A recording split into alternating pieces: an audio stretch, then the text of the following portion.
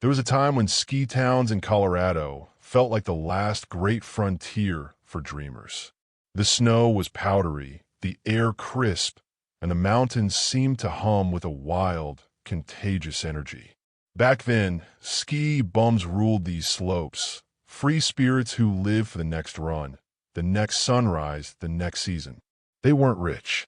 Most worked low-paying jobs just to stay close to the mountains they loved. But they didn't care. The mountain was their reward. Today, that world is disappearing. The ski bum, once the soul of Aspen, Breckenridge, and Telluride, is now on the brink of extinction. Meet Jake Larson. He came to Colorado in 1997 with a beat-up Subaru, a snowboard, and just enough money to rent a couch in a creaky old house shared with 5 other seasonal workers. Jake didn't care that the walls were paper-thin or that the heat barely worked. What mattered was that he could ride every day.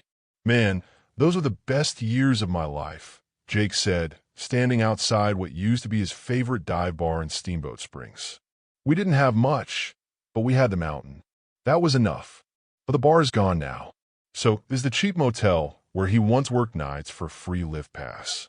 In their place, a sleek boutique hotel and a row of luxury condos starting at over $2 million each. And this isn't just happening in Steamboat. Across Colorado's famous mountain towns, Vail, Aspen, Crested Butte, Breckenridge, the same story unfolds again and again.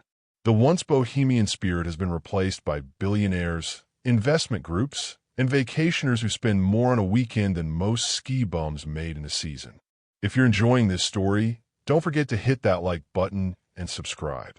It really helps us keep bringing you more deep stories like this one. And while you're at it, drop a comment below. We'd love to hear your thoughts about what's happening to these towns. Let's rewind a little. In the 1970s and 80s, Colorado's ski culture was an open invitation to anyone brave enough to chase it. You could show up with a backpack, crash in a shared cabin, work a few shifts at a restaurant, and spend your days chasing powder. Locals were tight-knit. They looked out for each other. A free meal here, a hand-me-down jacket there. It was a community of wanderers, bonded by snow. But as skiing became a billion-dollar business, everything changed.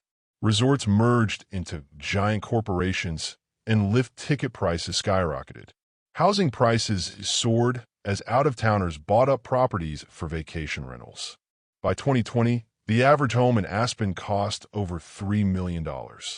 In Breckenridge, even a modest condo was priced far beyond the reach of ski instructors, bartenders, or lift operators. The ski bum lifestyle depended on one thing: cheap housing. And that's exactly what vanished. Back then, you could work at a ski shop and still afford rent, said Lindsay Romero, who moved to Vail in the early 2000s. Now, even people working full-time can't stay in town. Everyone's getting pushed farther and farther away. She wasn't exaggerating. Some resort workers now commute over an hour each way just to serve drinks, clean rooms, or run lifts. They sleep in vans, couch surf, or live in overcrowded apartments in nearby valleys.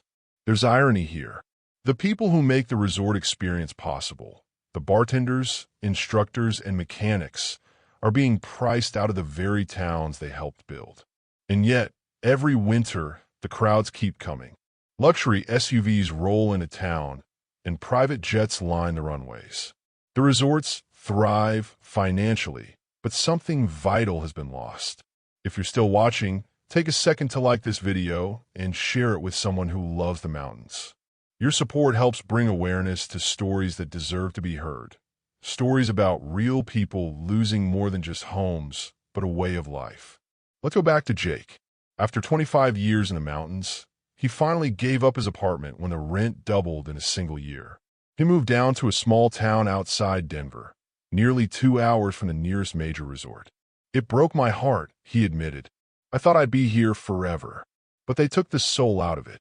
He still drives up sometimes. He'll grab a coffee in town and look around, but the faces are different now. The bars that once buzzed with laughter and stories of wild snow days are quiet. The new crowd, investors, influencers, tourists, don't seem to care much about the mountain spirit. What used to be about freedom and simplicity has become about exclusivity and image. Ski instructors like Lindsay have watched it happen up close. It's like we became props in someone else's vacation, she said. We used to all hang out after work, share beers, tell stories. Now everyone rushes home, if they even live nearby. It's not the same community anymore. The ski bum used to symbolize something deeply American, the idea that you could trade comfort for passion, money for freedom. That dream was magnetic. It drew artists, wanderers, and misfits from across the country. They weren't lazy. They were alive. They were chasing joy. But today, that dream is colliding head-on with economic reality. Even the most devoted snow lovers can't compete with hedge fund millionaires and real estate developers. In some towns, local governments are trying to fight back. Steamboat and Crested Butte have introduced affordable housing projects aimed at keeping workers in town. Vail Resorts even built employee housing complexes, though demand far outweighs supply. It's a small step, but for many, it's already too late. I don't think the ski bum is completely dead, Jake said, his voice soft. They've just gone underground. They're out there, camping in vans, finding creative ways to stay. But the golden era? That's gone. He's right. The spirit of the ski bum hasn't vanished entirely. It's just harder to find. You'll see them in the early mornings, hiking up a backcountry ridge before sunrise, or sleeping in the back of their cars just to catch the first chairlift. They're still chasing that feeling. The rush of carving through untouched snow, the peace of standing on a mountain peak as the world turns gold below them. And maybe that's what keeps this story from being purely tragic. Because while the money may have changed everything, the mountain itself hasn't changed. It still calls out to those who love it, those willing to sacrifice comfort for the thrill of the ride. Before we wrap up, take a second, seriously, right now.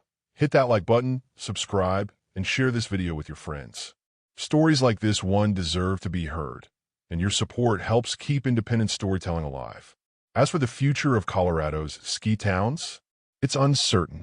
The condos will keep rising, and the lift tickets will keep climbing. But somewhere out there, a young dreamer is still packing their car, heading west with a snowboard and a heart full of hope. And maybe, just maybe, that means the spirit of the ski bum isn't gone after all. It's just waiting for the next snowstorm to begin again.